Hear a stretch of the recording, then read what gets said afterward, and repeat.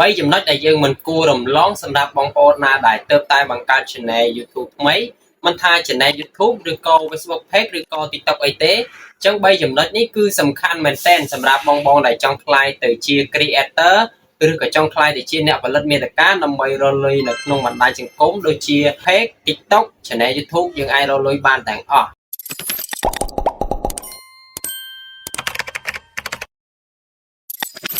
ទី1គឺយើងត្រូវតែចេះបង្កើត Gmail ហើយបង្កើត account standard ហើយអ្វីបានខ្ញុំនិយាយថាបង្កើត standard ហ្នឹងបានន័យថា account ដែលយើងបង្កើតហ្នឹងគឺបំពេញទៅតាមលក្ខខណ្ឌបំពេញទៅគ្រប់គោលការណ៍ដែលគេដាក់ឲ្យយើងអញ្ចឹងចំណុចទី2តាក់ទងនឹង content ហើយនឹង profile អញ្ចឹងឧទាហរណ៍ថាបងប្អូនបង្កើត channel មកដើម្បីអីខុសពីបទចម្រៀង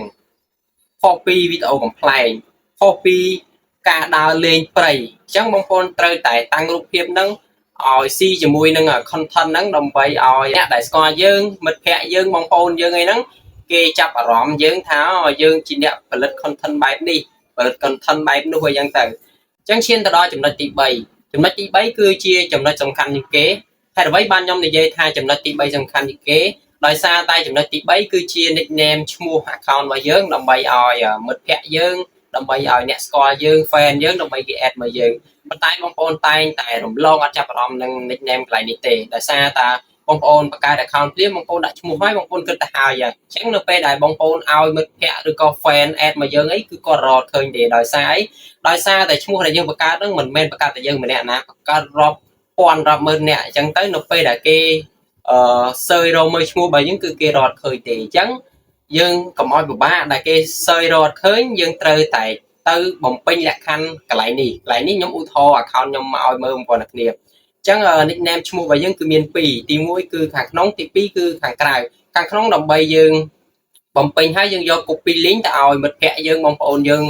គេចុច subscribe របស់យើងអញ្ចឹងទៅអញ្ចឹងយើងត្រូវតែបំពេញឈ្មោះខាងហ្នឹងខាងក្នុងហ្នឹងឲ្យត្រឹមត្រូវឲ្យលោតសញ្ញាគ្រីសដើម្បីយើងយកឈ្មោះខាងក្នុងហ្នឹងទៅដាក់ខាងក្រៅអញ្ចឹងប៉ុន្តែឈ្មោះនៅខាងក្នុងនេះយើងអាចដកឃ្លាបានទេប៉ុន្តែយើងអាចយកទៅដាក់ខាងក្រៅយើងដកឃ្លាបានប៉ុន្តែឈ្មោះពីរហ្នឹងយើងត្រូវតែដាក់ឲ្យដូចគ្នាឲ្យមានដាក់លេខគឺយើងដាក់លេខមានដាក់អក្សរគឺយើងដាក់អក្សរដូចគ្នាបងប្អូនអរគ្នាកុំឲ្យខុសគ្នាអញ្ចឹងនៅពេលដែលបងប្អូនបំពេញហើយបងប្អូនឲ្យបងប្អូនឬមួយក៏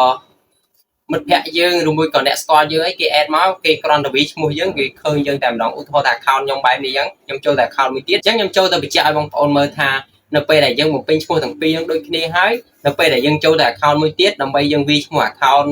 មួយដែលយើងបង្កើតមិនហ្នឹងតើវាចេញឈ្មោះរបស់យើងអត់អញ្ចឹងនៅពេលដែលយើង